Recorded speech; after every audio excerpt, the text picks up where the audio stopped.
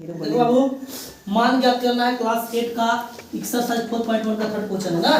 क्या ज्ञात करना है बाबू? मान ज्ञात करना है।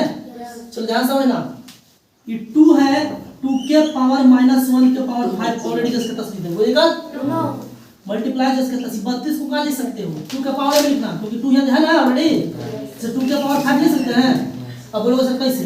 तो 2 के जितना का पावर बढ़ाता तो उतना गुना होता है, तो 2 के बराबर 5 है ना, 5 बार लिखिए 2 गुने 2 गुने 2 गुने 2 गुने 2 2 गुने 4 गुने 8 16 गुना 32, तो 32 के 32 को 2 के पावर 5 लिख सकते हैं ना, लिख दिए। अब देखो हम जानते हैं कि वी नो दैट a के पावर m के पावर n बराबर a के पावर m, जानते हैं ना। चलिए ठीक है, तो a के पावर m के पावर n है, तो a के पावर m है तो -1 में 5 से मल्टीप्लाई करेंगे कितना होगा -5, कोई दिक्कत? फिर गुने 2 के पावर 5, एक और फॉर्मूला जाते हैं अगेन वी नो दैट,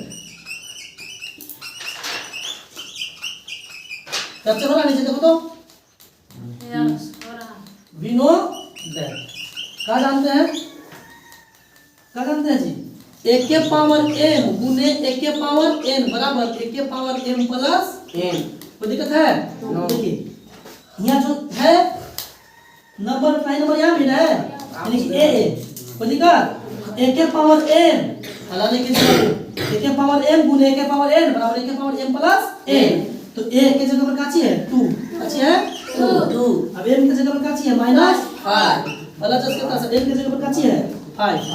अब बताओ 2 5 में से 5 गया 0 0, कोई दिक्कत? बताओ दुनिया की कोई नंबर के कपार पर 0 रहे तो कितना आंसर हो जाता है? 1, क्या था निकाल, इसलिए 1 आंसर।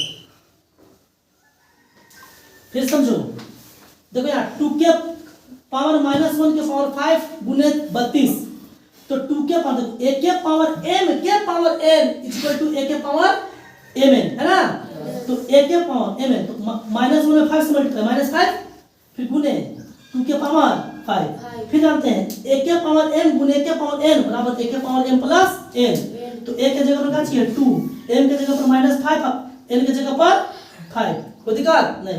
तो 2 5 में से 5 क्या 0, दुनिया की कितना भी बड़ा नंबर रहे लेकिन उनका कपार पर 0 रहे तो कैसे हो जाता है 1, कितना हो जाता है 1, इसलिए 1 आंसर हो गया। देखो तो आंसर है बेटा, यही कर दीजिए, ओके 20 कीजिएगा।